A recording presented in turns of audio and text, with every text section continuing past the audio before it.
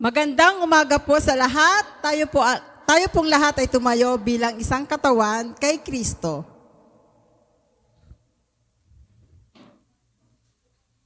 Pakinggan po natin ang salita ng Diyos mula sa Romans 12:4 hanggang 5. Sabi po rito, "For just as each of us has one body with many members, and these members do not all have the same function. So in Christ, we, though many, form one body and each member belongs to all the others." So ngayong araw pong ito, we celebrate being one body in Christ, united for His mission, at sabay-sabay po nating ipahayag, we are one body in Christ. Sabihin po nga natin, we are one body in Christ. Amen. So tayo pong lahat ay manalangin. Ama naming Diyos, na makapangyarihan sa lahat, salamat po sa pagkakataong ito na kami ay magkasama bilang isang katawan. Samahan mo po kami sa aming pagsamba, pagtanggap ng iyong salita sa banal na hapunan at sa aming panalangin para sa kagalingan. Ito po ang aming dalangin sa pangalan ni Jesus. Amen. So handa na po ba tayo magburi sa ating Panginoong Diyos? Amen. So kung handa na po tayo sa kabila ng ating pagkakaiba-iba, tayo ay isang pamilya sa Diyos. Sama-sama nating awitan at sambahin ang ating Panginoong Diyos. Amen. Good morning po sa bawat isa. Welcome po tayo sa ating pananambahan sa araw nito. Kamusta naman po ang bawat isa? Nawa naman po ay tayo ay lahat ay okay. Bagamat marami po sa atin ang nagkakasakit, pero i-declare natin sa Panginoon na silang lahat ay gagaling sa Kanyang kapangyarihan. Amen? Amen. Kaya sa oras na ito, this is our time to worship and praise the Lord for His greatness and goodness. So let us welcome His presence in time of worship. Amen? So i-ready po natin ang ating mga puso't isipan sa ating Panginoon. Itoon po natin ang araw nito ay para lamang sa Kanya. Kaya sabi po sa Ephesians chapter 4 verses 4 to 6, For there is one body and one spirit, just as you have been called to one glorious hope for the future. There is one Lord, one faith, one baptism, one God and Father of all, who is over all, in all, and living through all.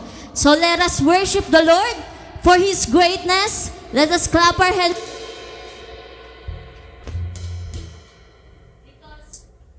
Amen. Because He is Lord and King of kings and Lord of hosts. Amen? Amen. Hallelujah. Palakpak po natin ang ating mga kamay para sa ating Diyos na buhay. Truly God, You are the great Father. Hallelujah. Jesus, we praise Your name on high. Hallelujah. No other God is like the Lord.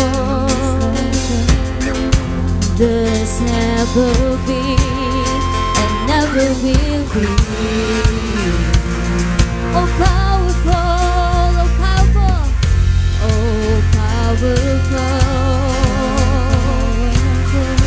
Yet merciful,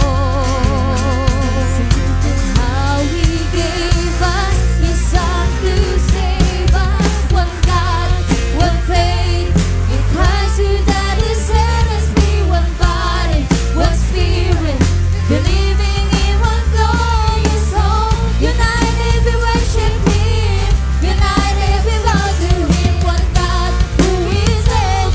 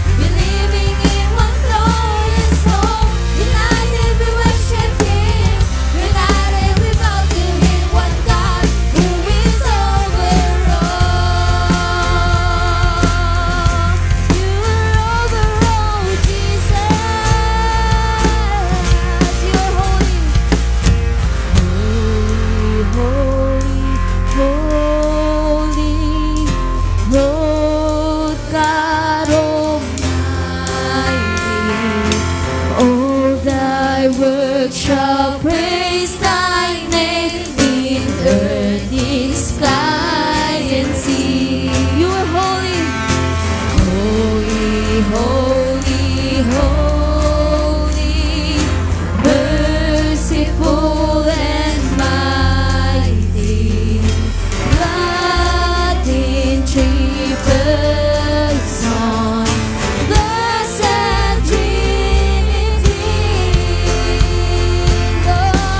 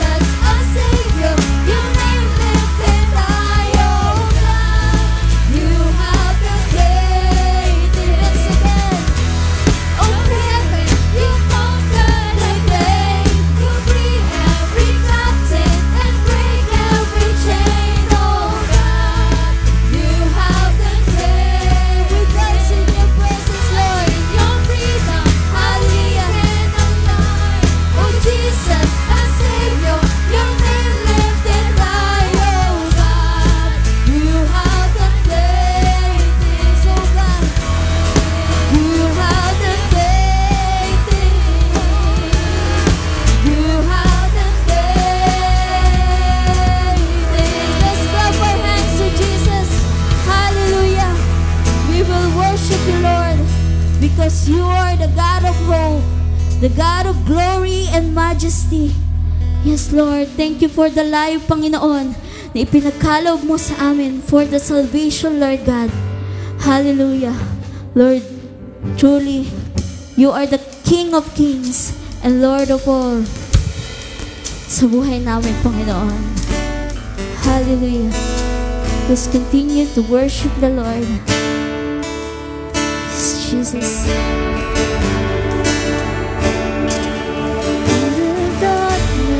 We were waiting without hope, without light, till from heaven you came running. There was mercy in your eyes to fulfill the law of prophets. To a virgin came the world, from the throne of endless glory to the cradle in the door. Let us praise the Father. Hallelujah. Praise the Father. Praise the Son. Praise the Spirit. Three in one. God of glory, majesty. Praise forever to the King of kings.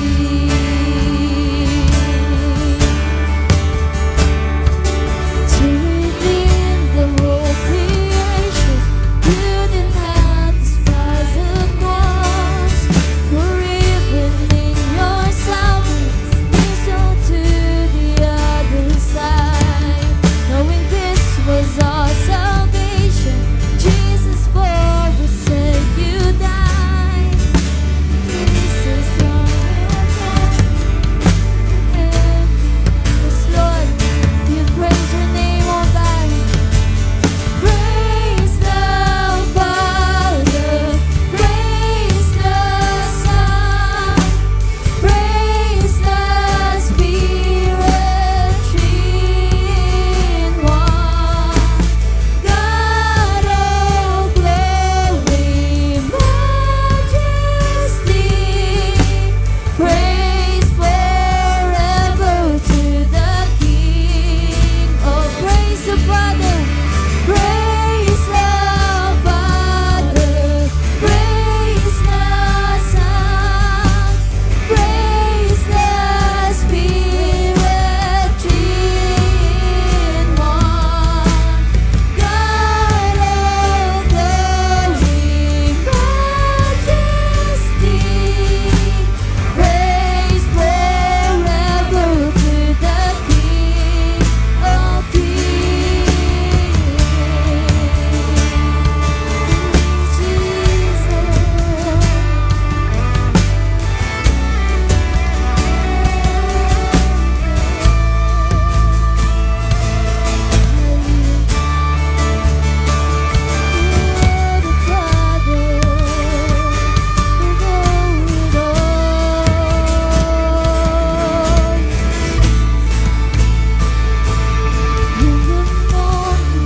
that you rose, all of heaven held its breath, till the song was moved for good, for the Lamb had conquered death, and the dead rose from the tombs, and the angels hurrying on, for the soul of all who come to the Father are restored, and the church as Christ was born.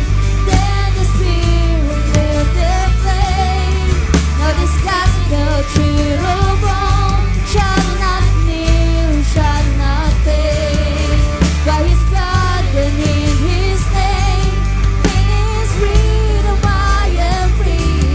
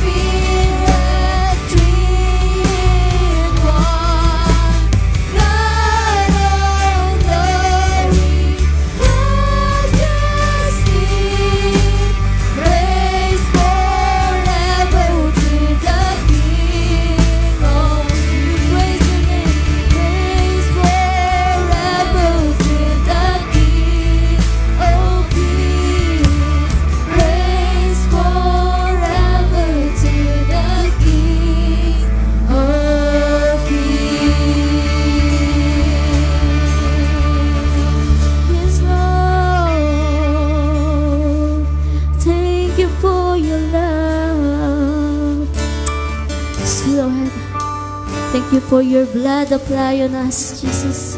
Thank you for the salvation, Panginoon. Because of your love, Panginoon, you unite us in worship, Lord. Yes, Jesus.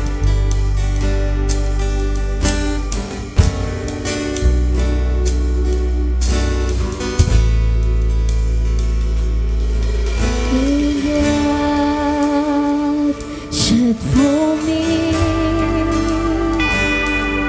my home, eternity. Your grace shown to me gives me life. Now I see your broken body is my healing. Your sinless blood gives my redemption. Your chosen suffering brings perfect light to me. Lord, your sacrifice has made me whole. Through the cross I am forever yours.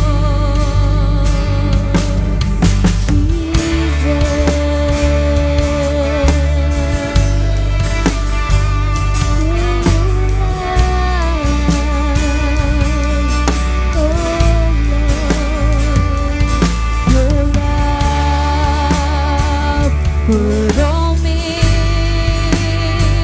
with the oil of your spirit, the anointing breaking free. I'm alive, I am free, and your promise has brought me alive. Jesus is my healing. Your sinless blood gives my redemption. Your chosen suffering brings perfect light to me. Lord, your sacrifice has made me whole. Through the cross I am forever yours. Yeah, this is a holy moment with you. I open my heart to all you wanna do. I seal my soul to remember the cross, where you took all my shame and restored all I lost. This is a holy moment with you. I open my heart to all you wanna do. I seal my soul to remember the cross, where you took all my shame and restored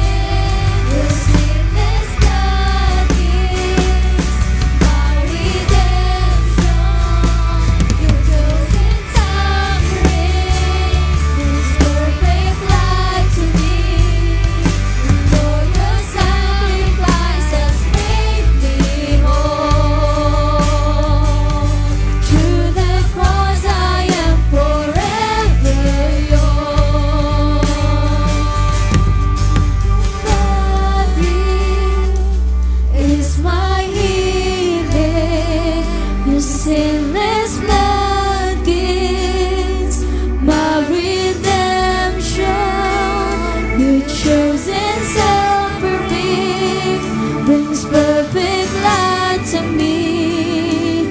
Lord, your sacrifices make me whole. To the cross I am forever yours. Let's sing. The broken body is my healing. Your sickness blood is my redemption. Your chosen suffering brings perfect light to me. Lord, your sacrifices make me whole. To the cross I am forever yours. This is a holy moment with you. I open my heart to all you wanna do. I seal my soul to remember the cross, where you took all my shame and restored all I lost. Where you took all my shame and restored all I lost. And you took all my shame and restored all I lost. Yes, Jesus. Yes, thank you for your sacrifice, Panginoon. For the love you gave to us, Jesus. For your faithfulness, Panginoon. For the blood applied, Lord. Naranasan namin ang kaligtasan dahil sa iyo, Panginoon. Kaya kami naririto, Panginoon, para ibalik ang lahat ng kapurihan, ng kapasalamatan sa tanging mong pangalan. In your name, in Jesus' name we pray. Amen and amen. Hallelujah. Thank you, praise and worship team. Ngayon naman pong umaga, sama-sama po tayong lumapit sa Panginoon sa panalangin. I-commit po natin ang ating church, community, at ang ating bansa. So tayo pong lahat ay muling tumayo at tawagin ko po si Pastor Rapi Malang para po sa panguna sa ating pananalangin. Po'y manalangin. O God, sa umaga pong ito, kami po'y lumalapit sa inyo, nagkakaisa at dumudulog, Panginoon, na may isang layunin. Salamat po na ikaw ang Diyos na nagkakaisa sa amin bilang iisang katawan kay Kristo. Kami po'y lumalapit sa inyo ngayong umaga na may pusong mapagkumbaba at nagtitiwala. Salamat po sa inyong katapatan, sa inyong biyaya at sa walang hanggan at sa kaligtasang natagpuan namin sa pamamagitan ng aming Panginoong Sus. Panginoon, tinataas po namin ang aming iglesia. Tulungan niyo po kaming manatiling tapat sa aming pagkatawag bilang iisang katawan ni Kristo.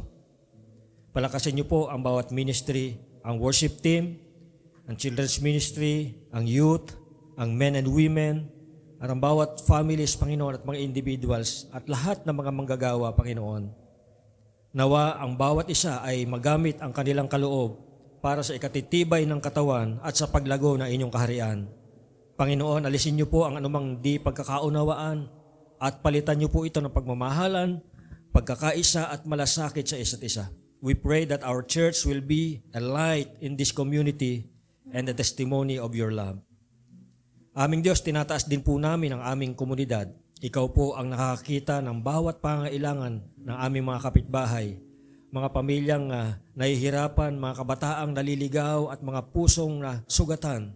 Lord, use us as salt and light. Naway makita nila si Kristo sa aming buhay at sa pamagitan ng aming mga gawa. Pagpalain niyo rin po ang mga leader ng aming barangay, mga guro, mga manggagawa, at lahat ng nagsaserve, Panginoon, sa barangay.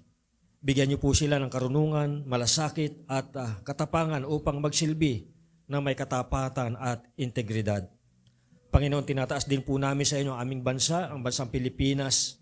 Kayo po ang tunay na hari at namumuno. Ibigay niyo po sa aming mga pinuno mula sa pinakamataas na posisyon hanggang sa pinakamaliit na sangay ng aming gobyerno, ang takot sa Diyos, wisdom at malasakit para sa bayan. Alisin niyo po ang kasakiman, katiwalian at pagkakanya-kanya. Naway mamayani ang katarungan, kapayapaan at pagkakaisa sa aming bansa. Panginoon, dalangin namin na ang Pilipinas ay tunay na maging bansang para kay Kristo. Salamat, Ama, dahil Ikaw ay Diyos na nakikinig sa aming panalangin. We declare that You are sovereign over our church, our community, and our country.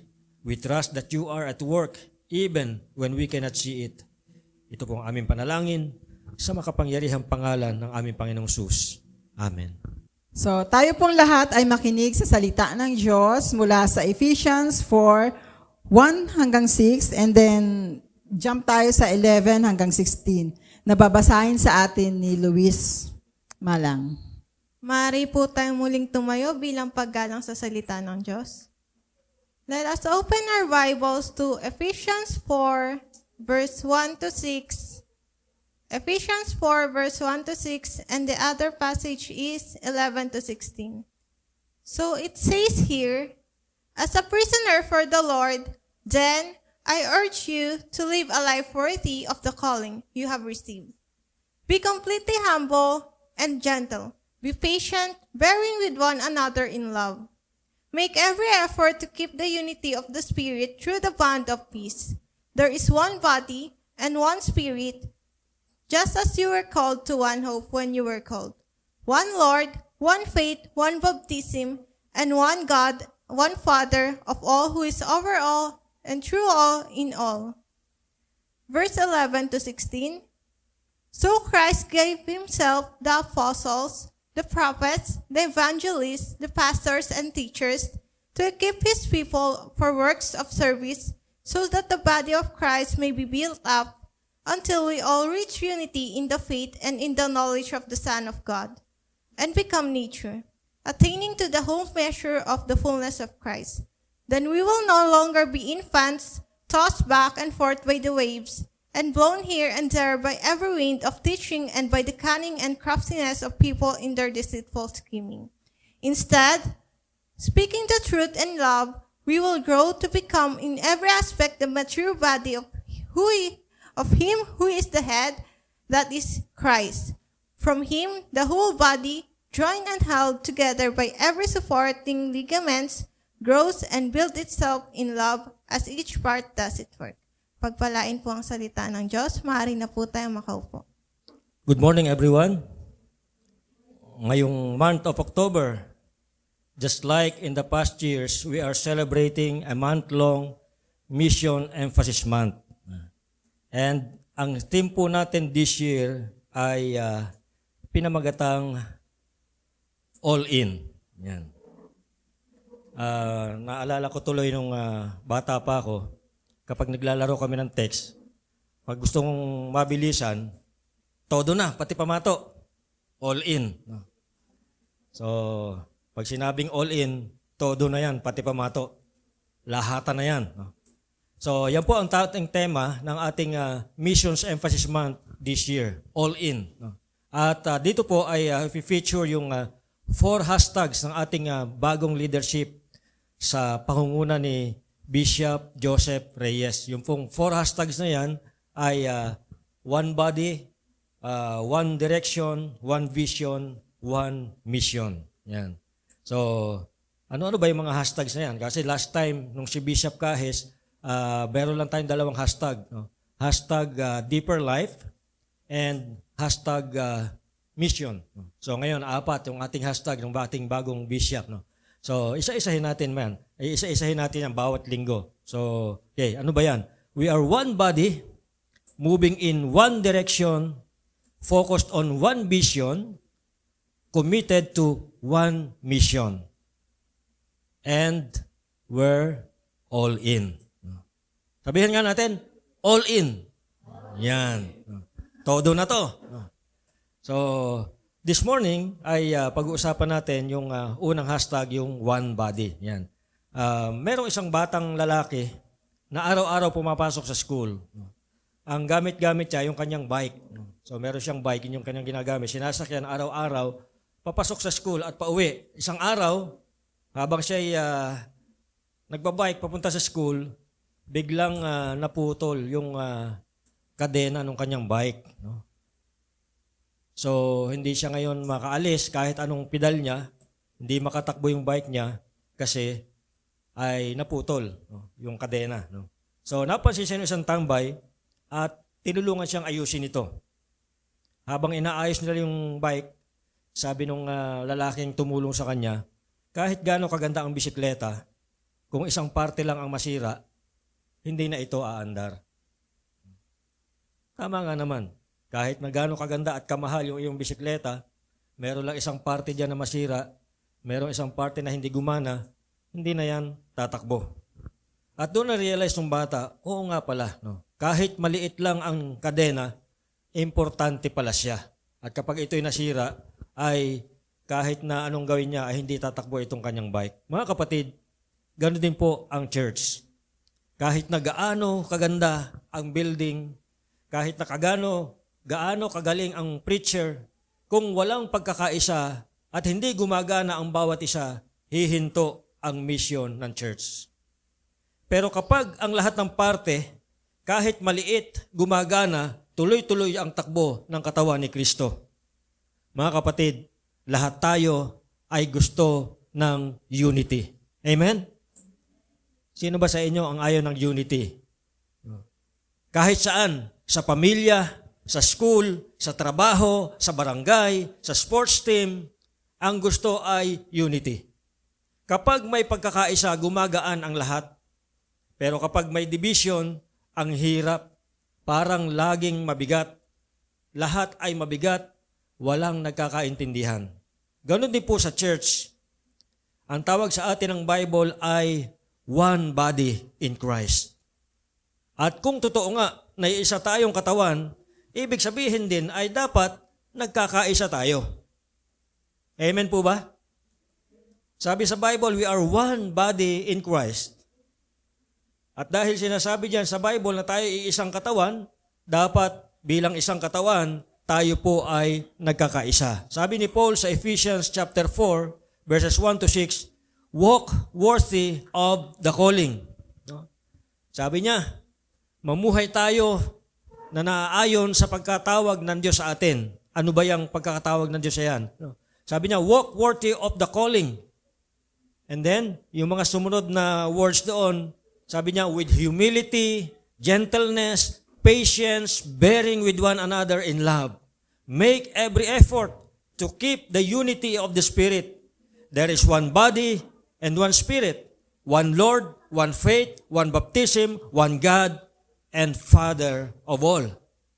Ibig sabihin, unity is not just a nice idea.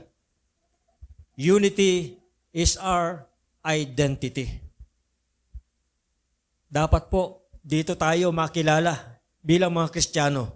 Dapat ito yung ating isa sa mga pagkakakilanlan. Dapat ito yung isa sa mga ebidensya na tayo ay Kristiyano, na merong unity. So again, unity is not just a nice idea, it is our identity. Dahil iisa ang ating Diyos, iisa rin ang dapat nating puso at layunin.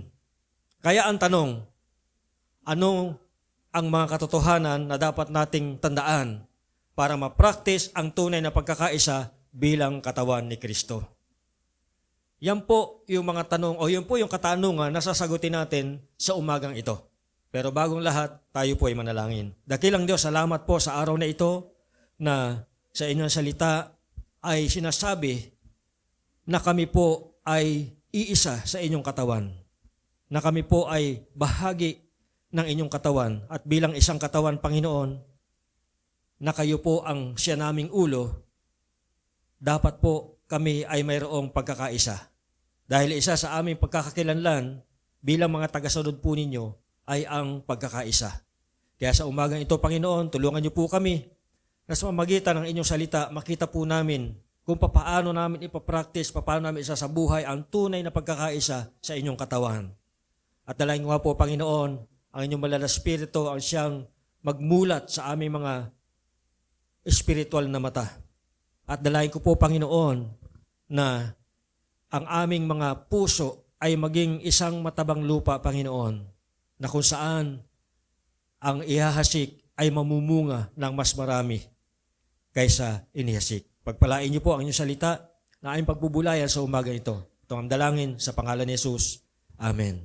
So titignan po natin ano po ba yung mga dapat nating tandaan para maisabuhay natin, maipractice natin ang unity. Una, we must recognize that each one is uniquely gifted by Christ.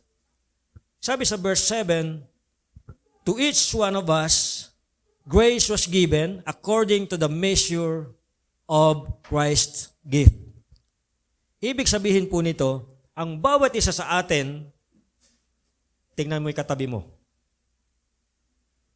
Yang katabi mo na yan, merong isang spiritual gift. O baka nga hindi lang isa. No? Pero, ang sure po niyan, at least one spiritual gift, meron ang bawat isa sa atin. At yung iba, hindi lang isa. Merong binigyan ng 5, merong binigyan ng 10. No? Ang nagdedetermine po niyan ay ang Holy Spirit, kung ano po yung gift na ibibigay sa atin at kung ilan ba yung gift na ibibigay sa atin. No? Sabi niya sa verse 7, to each one of us, grace was given according to the measure of Christ's gift. No? So, ang bawat isa sa atin may spiritual gift. Hindi lang mga pastor, hindi lang worship leaders, hindi lang mga teachers. By the way, happy Teacher's Day sa ating mga teachers. No? Mga teachers natin dyan. Yan, si Teacher Monica at si Teacher to be Carmina. At syempre, ang ating mga Sunday School teachers, mga masisipag na Sunday School teachers, happy Teacher's Day sa inyong lahat. No? Kahapon yun, no? Tama ba kahapon? No? No? Si Teacher Mercy, no? Na munti ko pang makalimutan. Sino pa ba? No? Mga teacher dyan na magigiting at masisipag na mga teacher. No? Sa lahat po ng mga teachers, happy Teacher's Day. No? So, mga kapatid, hindi lang po mga pastor, hindi lang mga worship leaders, hindi lang mga teachers, hindi lang mga tumatayo dito ang mayroong spiritual gift. Lahat po actually ng mananampalataya, lahat ng Kristiyano ay binigyan ng Panginoon ng spiritual gift. Ang problema minsan, tinitingnan natin yung mga visible na ministry gifts. Yung nakikita palagi, yung mga tumatayo dito sa stage, no? Parang ang tingin ng ibang Kristiyano rito, sila lang ang importante. Yung laging nakikita sa harap. No? Ang tingin ng ibang Kristiyano rito, sila lang yung mga importante. No? Yung mga nasa stage palagi, yung mga mahusay magsalita, yung mga may resources. No? Ang tingin ng ibang Kristiyano rito ay sila lang yung mahalaga. Pero sabi sa 1 Corinthians chapter 12, sabi ni Paul, lahat ng parte ng katawan ay mahalaga. Kahit yung mga hidden parts, katulad ng puso o baga, nakikita nyo ba yung puso nyo? Nakikita nyo ba yung baga nyo? Subukan mong tanggalin yan. Subukan mong patigilin yan. Yung puso mo o kaya yung baga mo. O wag na lang yun, kahit na lang yung abdo. O kidney. Hindi natin nakikita yung mga bahagi ng katawan na yan, pero lahat yan ay vital, lahat yan ay importante, mahalaga sa ating katawan. At kapag tumigil ang isa dyan, titigil na rin ang iyong paghinga. So ganyan po ka-importante ang bawat bahagi ng katawan. In the same way, ang bawat Kristiyano, ang bawat mananampalataya ay mahalaga sa katawan ni Kristo. Hindi man nakikita, pero napaka-importante. Nakakita na ba kayo ng choir na puro soprano lang? O puro alto? Ano kaya ang mangyayari kapag pinakinggan mo ito? Puro soprano lang. No? Puro lang, huh? Walang harmony. Nakakita na ba kayo ng basketball team na puro shooter lang? No? Puro shoot lang ng shoot, walang depensa? Mananalo kaya sila kung puro ganun lang? No? So, iba't iba yung role sa church. Pero lahat ay mahalaga. Lahat ay vital. Wala pong hindi mahalagang role sa church. Kahit ano man yung ginagawa natin sa church, lahat po yan ay mahalaga. Kahit na yung simpleng taga-prepare ka lang nung communion. Kung wala nag-prepare niyan ngayon, paano tayo magko-communion mamaya? Kung wala kayang naglagay ng mga upuan na yan, pagdating natin, kanya-kanyang kuha na lang ng upuan, no? Tapos kung saan na lang mailagay, no? Di ang gulo natin ngayon. Di ba? No? So lahat po yan ay mahalaga. Kaya kung minsan, kung iniisip mo, wala naman ako silbi. Tahimik lang ako, di naman ako marunong mag-preach. Kapatid, hindi totoo yan. Kasi sabi ng Bible, to each one, binigyan ng gift. Ikaw mismo, may dalang contribution. Kaya, ang challenge sa atin, lobat na, yan. Ang challenge sa atin, alamin at gamitin mo yung spiritual gift mo. Kung hindi mo pa alam, alamin. Kasi, kung hindi mo yan gagamitin, may parte ng katawan na hindi gumagana. Nasubukan nyo na ba na meron isang parte ng katawan mo na hindi gumagana? Di ba, paggising mo, yung paa mo ayaw tumayo, paano kaya? Huh? Paggising mo, yung baga mo ayaw mag-function, paano ka hihinga? Di, ang hirap huminga, di ba? Sabi ko nga lagi kayo dyan, pag nahihirapan ka huminga, huwag ka na lang huminga. At least di ka mahirapan. So, ang hirap, di ba? Kung merong isang parte ng iyong katawan na hindi gumagana. In the same way, sa church po, kung merong parte ng katawan na hindi gumagana, hindi po normal na tumatakbo ang katawan. Kaya, ang challenge po sa atin, alamin at gamitin kung ano man yung spiritual gift na ibinigay ng Diyos sa iyo, alamin mo, gamitin mo. Dahil kung hindi mo gagamitin, merong parte ng katawan, merong bahagi ng katawan na hindi magpa-function. So, hindi magiging normal, hindi magiging healthy yung katawan kapag merong isang part na hindi gumagana. Pangalawa, we must recognize that we are called to be ministry-oriented. We must recognize that we are called to be ministry-oriented. Sabi niya sa verse 12, God gave gifts for the equipping of the saints, for the work of ministry, for the building up of the body of Christ. No? Kaya po, ibinigay ng Diyos yung mga spiritual gifts na yan para, sabi riyan, i-equip tayo. Sino ba yung mga saints na sinasabi riyan? Tayo po yun. No? Si Saint Gerald, construction yun ha. Si Saint Bane, yan. Tayo po yung mga saints na tinutukoy dyan. So, binigay po ng Panginoon yung bawat gifts na yan para i-equip tayo. Para saan? For the work of ministry and for the building up, palakasin ang katawan ni Kristo. So, lahat po yan ay mayroong purpose. Bakit ibinigay sa iyo ng Diyos yung spiritual gift na yan?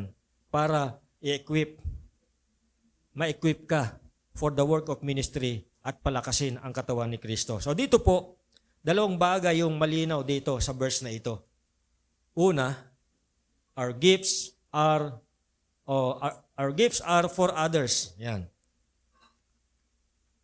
Yung gifts na yan na binigay ng Panginoon sa iyo, hindi lang yan binigay sa iyo para ikaw ay makilala, hindi para sa kasikatan, hindi para ikaw ay maging popular, hindi para dumami ang followers mo, kundi para i-build up ang iba. Palakasin. Encourage ang iba. So kung may gift ka na encouragement, gamitin mo sa mga discouraged. Kung hindi discouraged, mga encourage. Unahin natin. Kung merong ang gift of encouragement, siyempre unahin mong lapitan, i-encourage yung mga discouraged. Kasi sila yung nangangailangan ng encouragement. Kung ikaw ay merong gift of serving, gamitin mo sa pagtulong.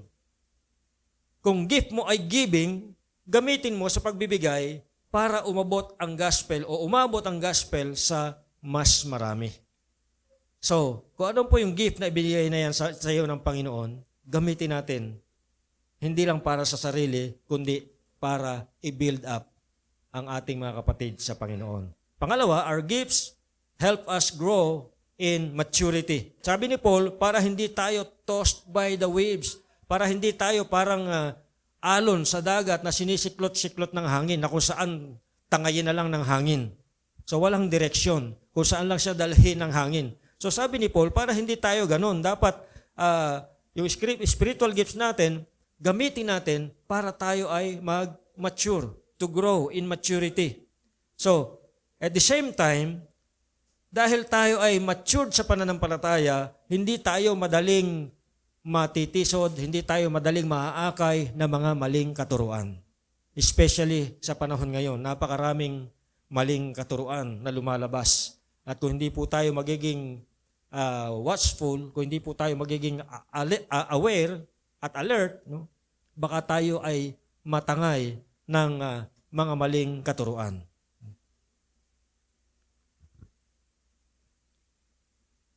Ang church na nagmi-minister sa isa't isa ay hindi madaling malilinlang. Kasi lahat lumalago. Kung tayo po as a church, kung tayo po na magkakapatid sa Panginoon, na bahagi ng isang katawan ni Kristo, ay nagmi-minister sa isa't isa, hindi po tayo madaling maaakay ng mga maling katuruan dahil lahat po tayo nag-grow. Sabay-sabay tayo lumalago. No? Yun po yung ideal na kung tayo ay nagmi-minister sa isa't isa. Parang katawan na nag-exercise. Kapag lahat ng muscle nagwo-work, lumalakas ang buong katawan. Pero kung may isang parte na hindi gumagalaw, nagkakaroon ng imbalance. So kaya dapat galaw-galaw ang bawat parte ng katawan. Kasi magkakaroon ng imbalance. Sabi nga, galaw-galaw, baka ma-stroke.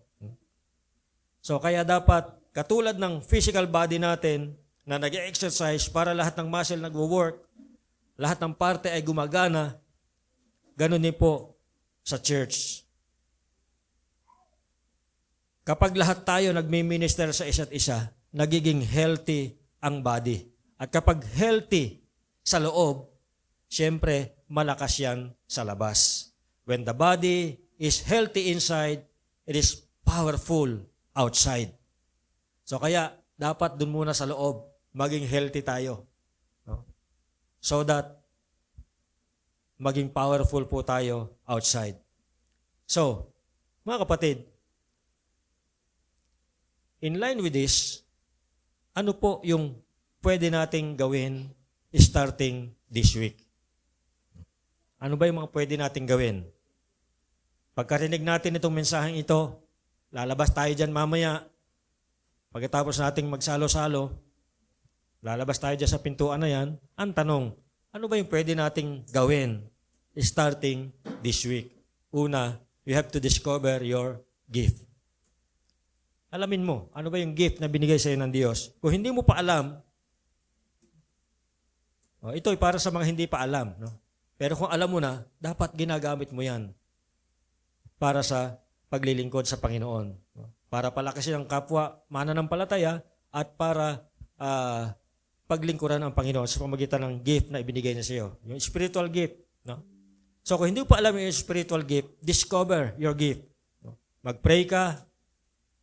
Kung kailangan mo ng counseling, no? Kung kailangan mo ng payo, kailangan mo ng trio tagapayo, hindi lang trio tagapayo ang meron tayo dito, marami kayong pwedeng lapitan na pwedeng makapagpayo sa inyo. No? So nandito po kami. Kung hindi nyo pa alam, pwede po kaming tumulong sa inyo. Magsabi lang po kayo. No?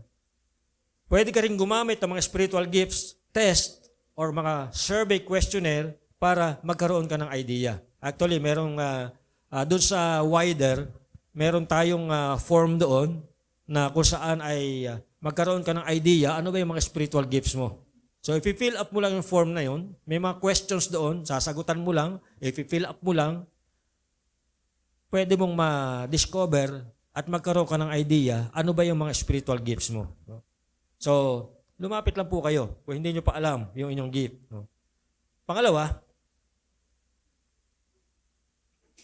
exercise your gift. Yan. Subukan mong mag-minister to at least 3 people this week. Kapag sinabing mag-minister, ano bang ibig sabihin nito? Ibig sabihin ba nito, mag-preach ka ng Word of God? Ibig ba sabihin nito ay mag-lay hands ka? No? Hindi po limited doon yung sinasabing mag-minister. No? Kahit po sa mga simpleng encouragement, simpleng prayer, or pagtulong sa ministry. No? So, maghanap po tayo, tumingin po tayo, sino ba itong mga taong ito na pwede ko ma-minister this week? At least 3 people. No?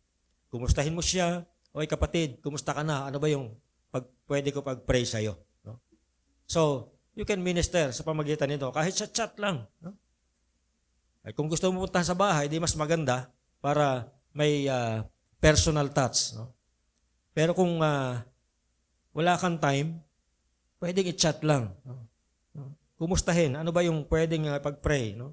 So, simpleng encouragement, simpleng prayer, or pagtulong sa ministry. No? Minister to at least 3 people this week. And then, join the mission. Ang unity ay hindi lang para gumaan ang buhay sa church, kundi para maging effective tayo sa mission. Isipin mo, paano ka pwedeng makatulong sa outreach? Paano ka pwedeng makatulong sa children's ministry? Paano ka pwedeng makatulong sa worship team? Paano ka pwedeng makatulong sa missions? Paano ka pwedeng makatulong sa mga men o sa mga women? So, tingnan po natin, saan ba tayo pwedeng makatulong?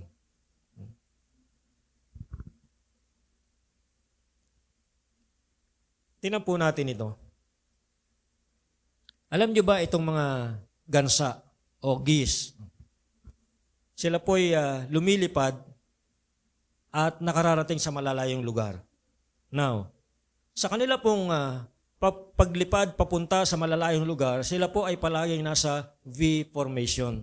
Bakit sila ganyan ang kanilang formation? No? Nasa V formation. Okay?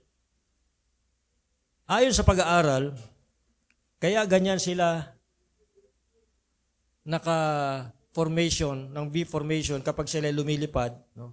Ayon sa pag-aaral, kapag ganyan yung kanilang ayos, ay 71% less energy yung kanilang nagagamit o ginagamit kaysa lilipad sila ng paisa-isa o kanya-kanya.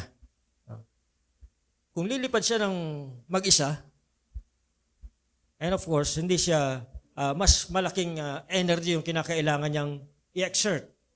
Pero pag ganyan, nakakatipid sila ng 71% ng kanilang energy. Paano po kanilang ginagawa? Halimbawa, itong nasa unahan na pagod na siya. Ang gagawin niya, lilipat siya doon sa ulikuran. Itong apat na kasama niya ay siyang mag-a-advance. So ito ngayon, ito na yung nasa unahan. No? So bakit nakakatipid sila ng energy na 71% kaysa lilipad sila mag-isa? Dahil ito pong mga nasa likuran, yung pong hangin na kanilang sinasagupa ay mas lesser dahil tumama na doon sa mga kasama nila. No? So, kapag napagod na uli, papalit naman ito, lilipat naman siya doon sa likod, no? A-advance naman yung ibang mga kasama siya. So, ganun ang ganun. Kapag napapagod, lipat sa likod. Merong isang papalit. No? So, kaya mas kakaunti yung energy na kinakailangan ng exert para makarating sila ro sa kanilang pupuntahan. No? So, ganun po yung kanilang ginagawa. Ang tawag dyan ay synergy. No? Hindi po, pag sinabing synergy, hindi 1 + 1 = 2. No? Pag sinabing synergy, pwedeng 1 plus 1 equals 3, 1 plus 1 equals 4, 1 plus 1 equals 5. O pwedeng maging ganun. So, nagtutulong-tulong sila, team effort, para makarating sila sa pupuntahan nila nang hindi pagod na pagod. Tapos, kapag mayroong isa na nahiwalay sa kanila, ang ginagawa nila, humuhuni sila ng malakas para ipaalala doon sa kanilang kasama na nahiwalay na huwag kang mag-isa, bumalik ka dito, sama-sama tayo. Diba? Ganda nung kanilang teamwork. No?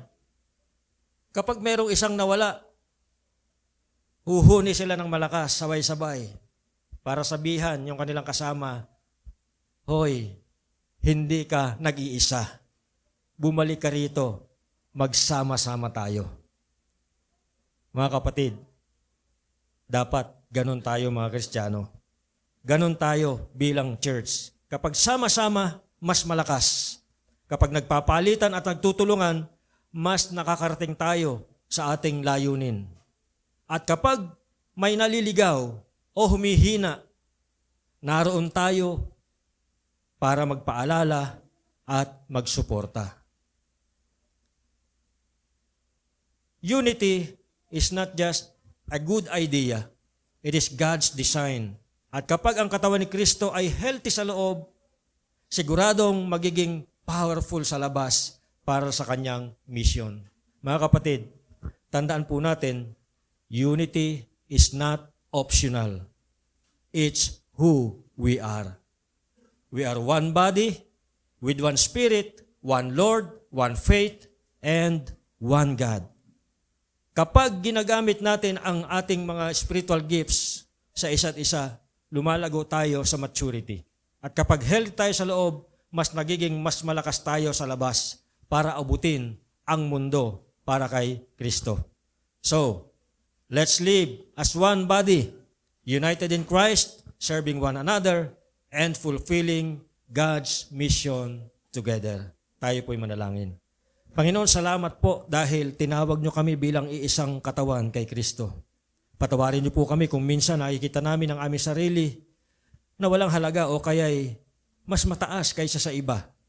Tulungan niyo po kami na makita ang bawat isa bilang mahalaga at may kani-kanyang espiritual na kaloob na nagmula sa inyo.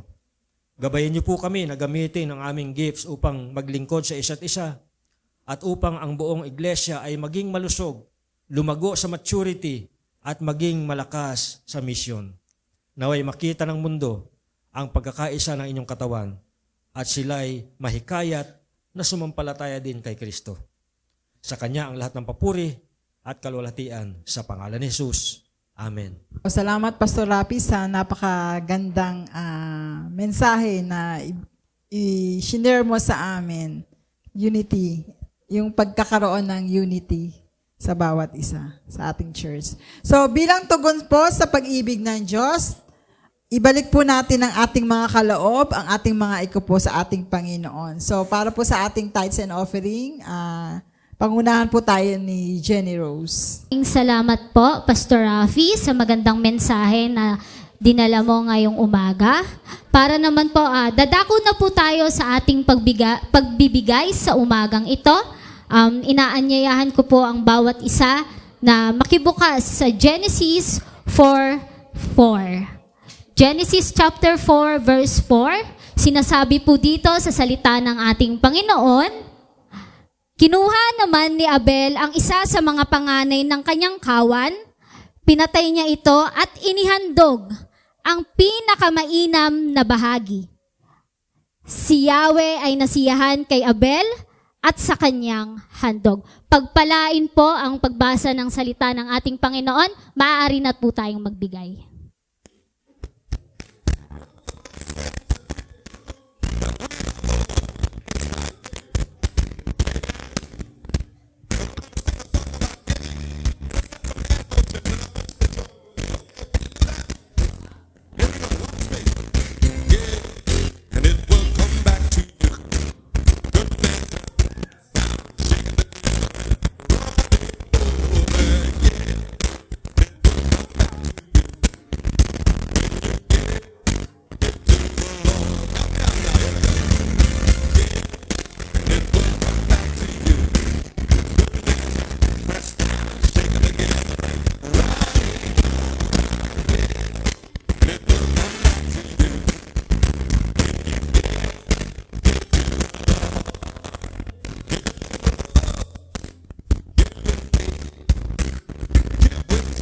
Sige po, manalangin tayo.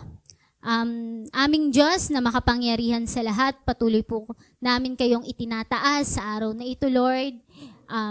Ipinagkakatiwala namin, Panginoon, ang gawain na ito maging ang aming mga handog. Nawa, buksan mo ang iyong kalangitan upang ibuhos ang pagpapala na nagmumula sa iyo, Lord God. Dalangin namin, Lord, na ang aming handog ay maging kalugod-lugod sa iyong harapan. At patuloy rin po namin po, Panginoong, panalangin na sa mga handog na ito, Lord, ay makatulong ito, Panginoon, sa ikalalago pa ng iyong iglesia at maging sa labas ng iglesyang ito, Lord God, ay magamit pa po ito, Panginoon, sa aming pagmiministeryo, Lord God. And I pray, Lord, na sa mga kapatiran namin, Panginoon, na patuloy na sumusuporta, Panginoon, sa anumang aspeto, pinansyal man ito, Panginoon, at maging Panginoon sa iba pang bagay, Panginoon, na pagsuporta sa gawain mo, Lord God. Dalangin ko sa mga kapatiran namin na patuloy mo silang pagpalain.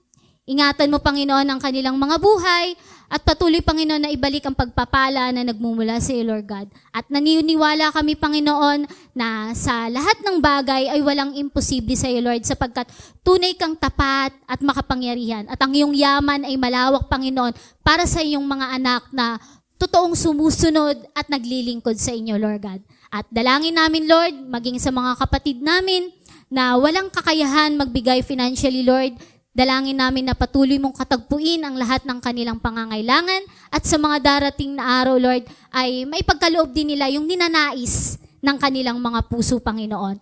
Kaya naman, Lord, salamat po sa patuloy na biyaya mo, patuloy na pag-iingat mo sa buhay ng bawat isa. Patuloy ka po naming itinataas at binibigyan ng kaluwalhatian at karangalan. Sa tanging pangalan ni Jesus, Amen and Amen. Good morning po muli sa inyo lahat and welcome sa ating pananambahan. So pinasasalamatan ko po ang lahat ng mga leaders for today sa ating scripture reading, si Luis. Call to offering, si Jenny Rose. Speaker natin, si Pastor Rafi Malang. So, ang praise and worship team, song leader natin, si Vanessa, backup, Jen, Monica, and Micaela. Ang guitarist naman natin, si Joseph, si Jan, at ang bass, si Robic, drummer, si Jasper. So, marami pong salamat sa inyong pagpapagamit sa ating Panginoon ngayong worship service. So, ang ating church activities, every Wednesday at 8 p.m., wag po nating kalimutan ang ating prayer meeting. So, youth small group, Sunday after ng service. And then, Children's Sunday School, mamaya at 3 p.m. So, ang sponsor natin last Sunday ay si Sister Edith Toledo. And this Sunday ay si Earl Maberic. So, don't watch. Kahapon ay wala tayong don't watch. Next Saturday po, i-resume natin. Saturday at 5:30 a.m. So, salamat din sa mga cleaners kahapon ng ating mga youth and young pro. So, next Saturday naman ang women at men. Pinagsama na. Konti lang kasi ang mga men, kaya sabay na silang maglilinis. Kami pala. So sa mga announcement pa po, Youth Outdoor Fellowship, October 12 at 4 p.m. Ang venue ay sa Bridgetown. Zone 2 Men's Fellowship, ang team nila ay Kingdom of Men. Ang, Living Beyond Ourselves. Ang date po ay sa October 12. Ang venue ay sa Lakeside Christian Church. Ang speaker po nila ay si Pastor Mark Anthony Adayo. So, may registration fee na 100 pesos po. So, para ito sa mga men's. So, supportahan po natin ito. Okay. Sorry nga pala po, hindi po natuloy ang ating, yung ating women's conference dahil sa bagyo o masama ang panahon. So, na lang po, to be announced na lang po yung ating conference kung kailan. So, mag-ready-ready na rin po tayo. So, ayan. Happy birthday sa lahat ng mga magbe-birthday ngayong October. And belated kay Carmina Fernandez noong October 1 and October 3 si Luis. October 4 si Kian. Ha? Mali. October 8. So, si Kian, October 8. Sino? Palitan natin yan, October 8. So, October 12, si Robic. October 15, si Annalyn Domdom. October 24, si Pastor Rafi at si, sino ba ba October 4? Si Elson. Yan, Elson Miranda. October 26, Jang Sing. And October 31, si Gerald. Si Bibi. Meron pa ba po magbe-birthday ng October? Pakisabi lang kay LJ para ilista natin. So, yun lamang po ang aking announcement and salamat po sa inyong pagdalo. Okay. And then, ngayon po ay dudulog po tayo sa ating banal na hapunan. So, ito'y paalala ng sakripisyo ni Kristo para sa atin. So, muli ay tinatawagan ko po si Pastor Rafi para po sa pag-officiate ng ating Holy Communion. Samahan niyo po ako sa inyong mga Biblia sa John chapter 6, 53 hanggang 56. John chapter 6, 53 to 56. Yeah. Ang sabi po dito, kaya't sinabi ni Jesus, tandaan ninyo, malibang kanin ninyo ang laman ng anak ng tao at inumin ang kanyang dugo, hindi kayo magkakaroon ng buhay. Ang kumakain ng aking laman at umiinom ng aking dugo ay may buhay na walang hanggan. At muli ko siyang bubuhayin sa huling araw. Sapagkat ang aking laman ay tunay na pagkain at ang aking dugo tunay na inumin. Ang kumakain ng aking laman at umiinom ng aking dugo ay nananahan sa akin at ako sa kanya. Mga kapatid, bago pa man itinatag ni Jesus ang Lord's Supper, doon po sa upper room, may malalim na pagtuturo na siya patungkol sa kanyang katawan at dugo.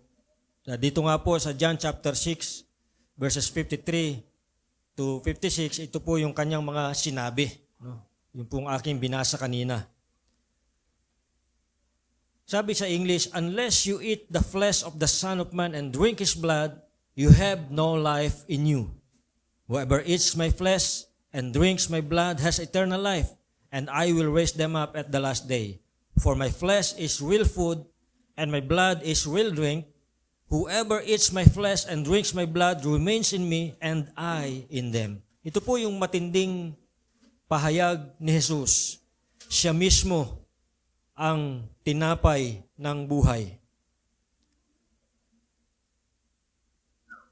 Mula po sa mga talatang ito, makikita po natin, communion is about receiving life from Christ. Sinabi ni Jesus, unless you eat, you have no life in you. Sa mundo po, maraming nag-aalok ng buhay, success, yaman, achievements, pero lahat ng yan ay temporary lang, panandalian lang. Ang tunay na buhay ay nanggagaling lamang kay Jesus. So kung gusto po natin ng tunay na buhay at hindi pansamantala lamang, ito po ay makikita natin kay Jesus. Kapag kumakain tayo ng tinapay at umiinom sa saro o sa cup, sa communion, pinapakita natin na si Jesus ang ating daily bread. Siya ang source ng ating buhay. Hindi ang ating trabaho, hindi ang mga tao, kundi si Kristo lamang. So every time tayo po ay nagpapartake sa communion, sinasabi natin na ang source ng aking buhay ay si Kristo lamang. Communion is about abiding in Christ. Sabi niya, whoever eats my flesh and drinks my blood remains in me, and I in them. Mga kapatid, ang communion ay hindi lang tungkol sa memory. Hindi lang natin inaalala yung kanyang sakripisyo. Communion is about relationship. Ang communion ay nagpapaalala sa atin na dapat araw-araw tayong manatili kay Kristo. Para lang pong cellphone na kailangan naka-charge. Kasi kung hindi mo yung i-charge, malolobat yan, mamamatay. Ganon din po tayo, dapat laging nakakonect sa power source. Dahil kung hindi, mauubusan po tayo ng energy. Mauubusan tayo ng power. Dapat lagi tayo nakakonekta kay Kristo dahil kung tayo po ay hindi nakakonekta kay Kristo, tayo po ay manghihina sa ating spiritual na buhay. Communion reminds us to stay connected to Him. Kaya, mga kapatid, kung minsan nararamdaman mo parang nanghihina ka na spiritually, tanungin mo sa sarili mo, nakakonect pa ba ako kay Kristo? Baka kaya ka nakakaramdam ng panghihina ay disconnected ka na kay Kristo. Hindi ka na nakakonect sa power source. Kaya wala ka ng spiritual energy. Kaya pakiramdam mo ang hina-hina ng iyong spiritual na buhay. So kung tayo po ay nakakaranas o nakakaramdam ng panghihina sa ating spiritual life, i-check po natin. Let's have a reality check. Tanungin po natin sarili, nakakonect pa ba ako kay Kristo? Kung hindi, dapat kumonect tayo. Dapat araw-araw nakakonect tayo. Sabi niya, remain in me. Dapat manatili kayo sa akin upang manatili ako sa inyo. Number 3, communion is not about nangyari.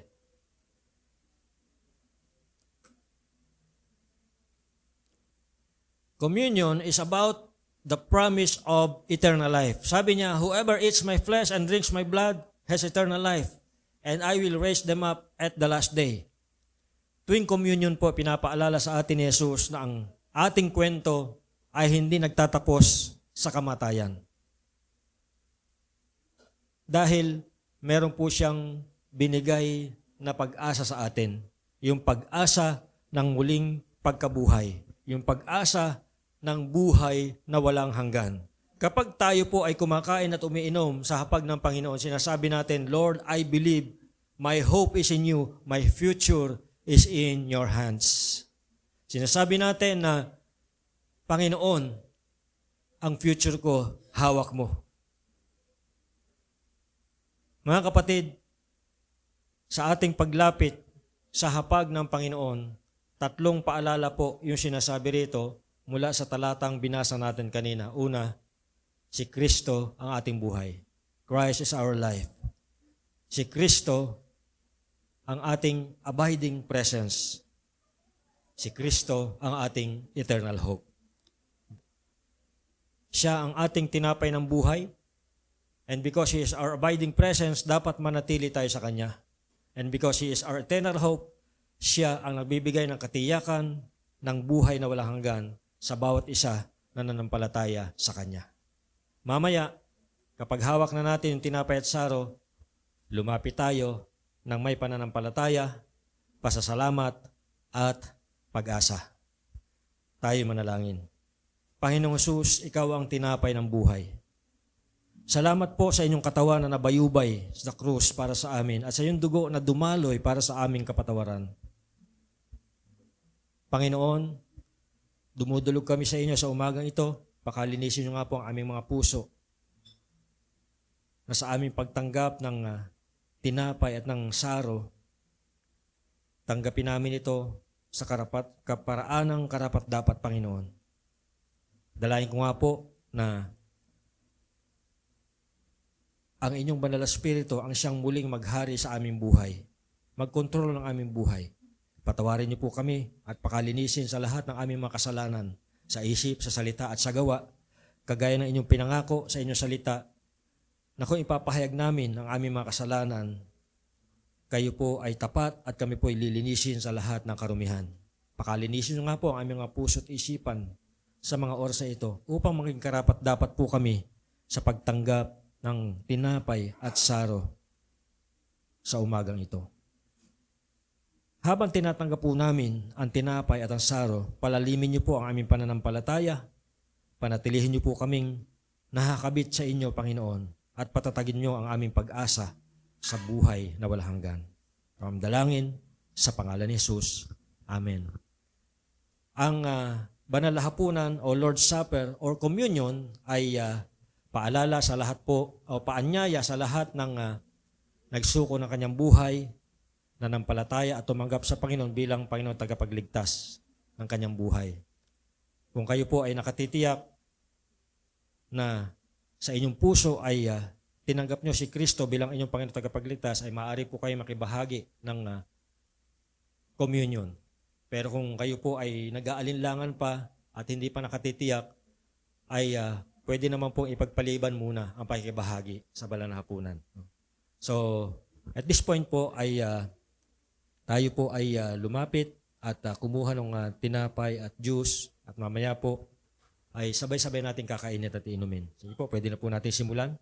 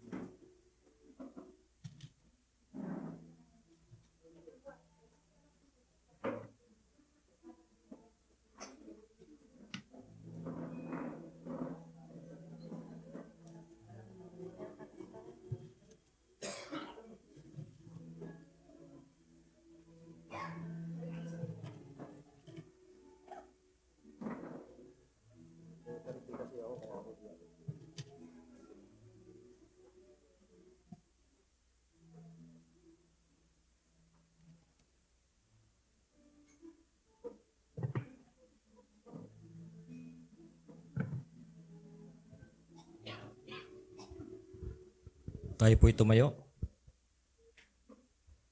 Ito ang aral na tinanggap ko sa Panginoon at ibinibigay ko naman sa inyo. Ang Panginoong Hesus, nung gabing siya ipagkanulo ay doon papuntang tinapay, nagpasalamat at pinagpirapirso ito at sinabi, ito ang aking katawan, nihandog para sa inyo. Gawin ninyo ito bilang pag-alaala sa akin. Tanggapin po natin lahat ang simbolo ng katawan ni Kristo.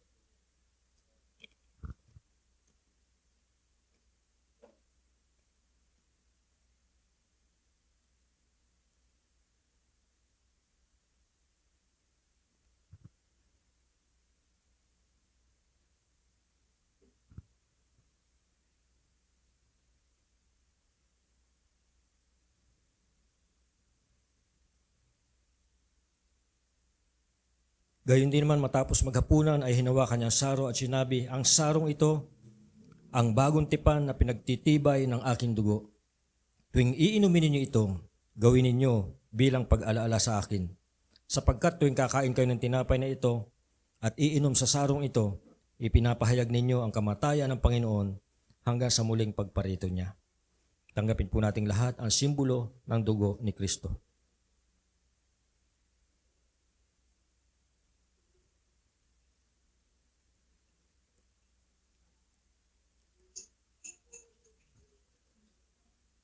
Ngayon po ay pangunahan po tayo ng ating worship team. Ito po sa ating song, I am the God that healeth thee. Noong po third Sunday, nagkaroon po tayo ng healing service. And after po ng healing service, marami pong nagkasakit. So kaya this time, patuloy po tayo magpipray, hindi para mas marami magkasakit, kundi yung mga nagkasakit ay patuloy na pagalingin ng Panginoon. Because we believe na ang ating Diyos ang dakilang manggagamot at tagapagpagaling ng ating buhay.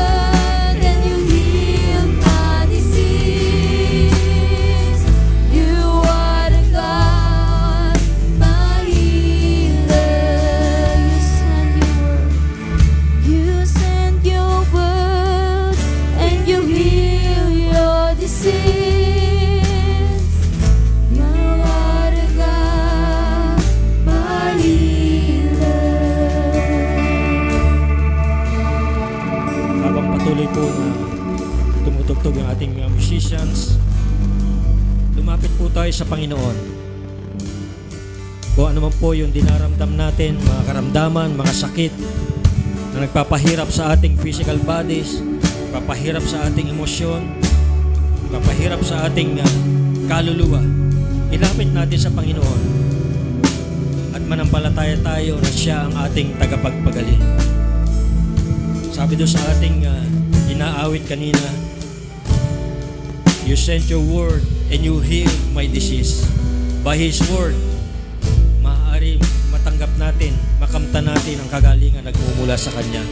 Kung ano po yung nararamdam natin, ano po yung mga nararamdaman natin sa ating katawan, ipatong po natin yung ating kamay doon po sa parte ng ating katawan na may karamdaman at ipanalangin natin sa Panginoon ang kagalingan. Tayo po ay manalangin. Hallelujah.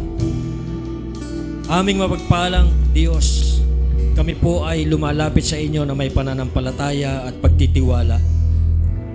Ikaw ang dakilang manggagamot at sa pamagitan ng inyong salita, Panginoon, Ipadala niyo po ang inyong salita at kami po ay gagaling. Ikaw ang aming dakilang manggagamot na siyang may hawak ng aming buhay, may hawak ng aming kalusugan. Salamat sa krus ni Kristo kung saan hindi lamang ang aming kasalanan ang kanyang pinasan, kundi pati ang aming mga sakit at karamdaman, maging ito may karamdamang pisikal, karamdamang espiritual, karamdamang emosyonal, and even yung aming mental health, Panginoon, pinagkakatiwala namin sa inyo. Dahil kayo nga po ang aming dakilang manggagamot. Panginoon, naririto po kami sa inyong harapan. Pinauubaya sa inyo, isinusuko sa inyo ang bahagi ng aming katawan na may karamdaman na aming hawak-hawak ngayon, Panginoon. Sa pamagitan po ng inyong salita, ipadala niyo po ang inyong salita at kami po ay gagaling. Send your word of healing and we will be healed. Panginoon, narito po ang inyong mga anak na may dalang sakit sa katawan, kabigatan ng damdamin at sugat ng kanilang mga kaluluwa. Inaabot po namin ito sa inyo, sa inyong makapangyarihang kamay, sa pangalan ni Jesus. Dinadalangin po namin, Panginoon, na ang lahat ng karamdamang ito sa inyong presensya ay makasumpong ng kagalingan.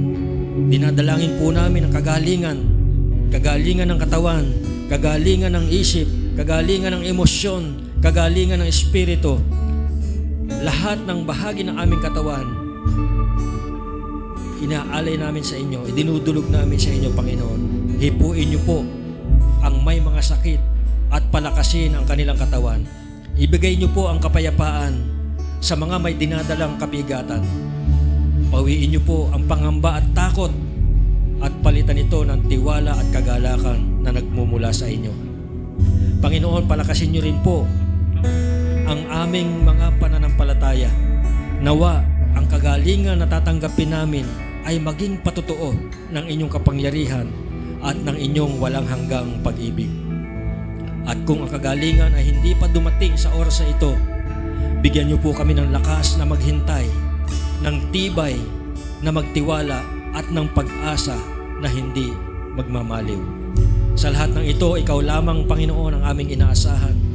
Ikaw lamang ang aming Diyos na nagpapagaling at sa iyo namin ibinabalik ang lahat ng papuri at pasasalamat sa pangalan ni Jesus na aming Panginoon tagapagligtas at manggagamot. Kami po ay nananalangin. Amen. Amen.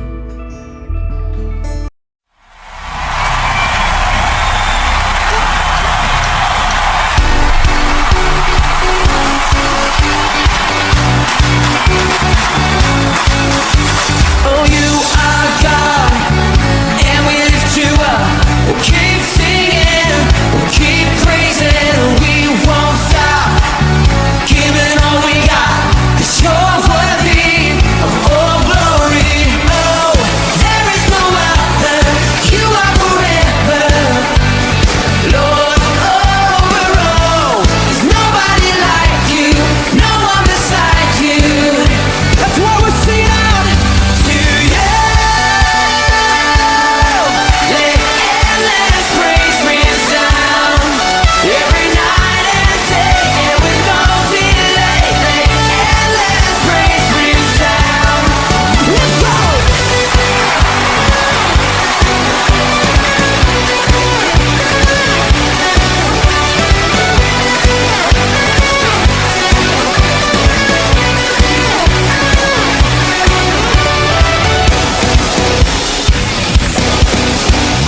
Boundless love, life before the sun, your glory. Pwede ko po ba matawag ang ating dalawang mahal na pastor, Pastor Vladimir Venus and Pastor Rafael Malang?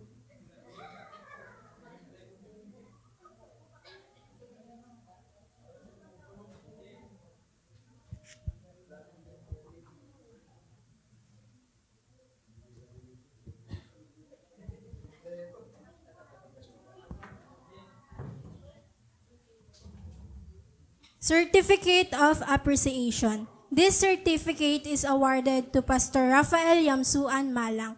With sincere appreciation for your steadfast faith, loving heart, and inspiring sermons. Your leadership has been a true blessing to our congregation. We are profoundly grateful, and your dedication to serving others is a shining example to all.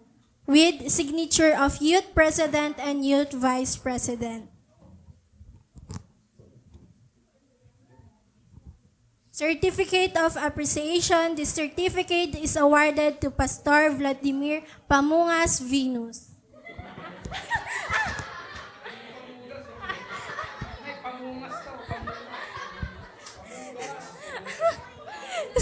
Certificate of Appreciation. This certificate is awarded to Mercy Losada.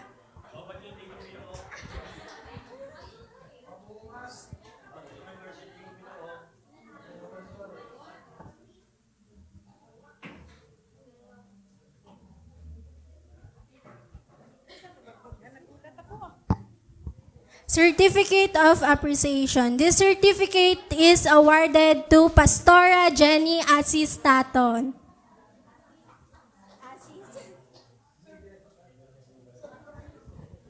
Picture daw po.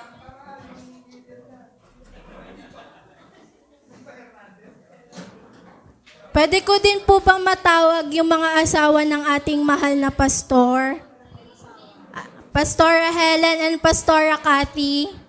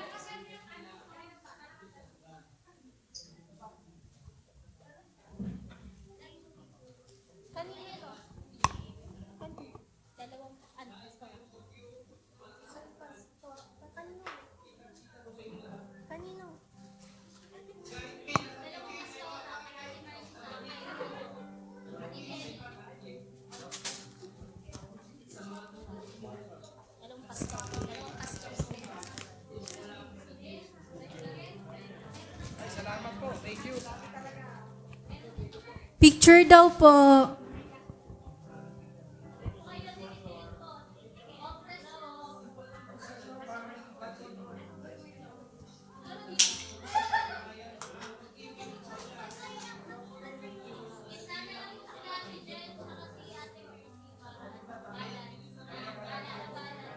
Teka, gitna ka po. Dito ka po. Palit po ka. Yan.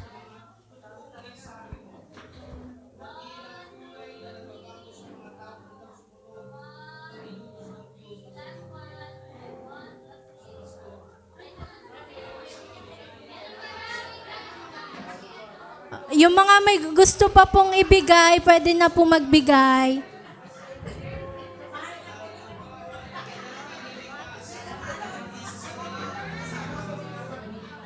Yung mga gusto pa pong magbigay, pwede na po. Yung mga may ibibigay pa po.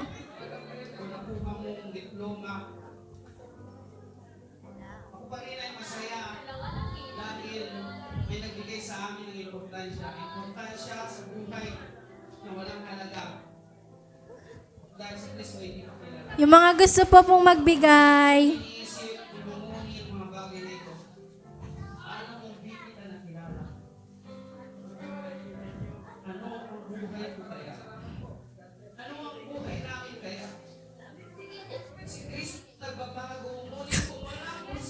Kaya to.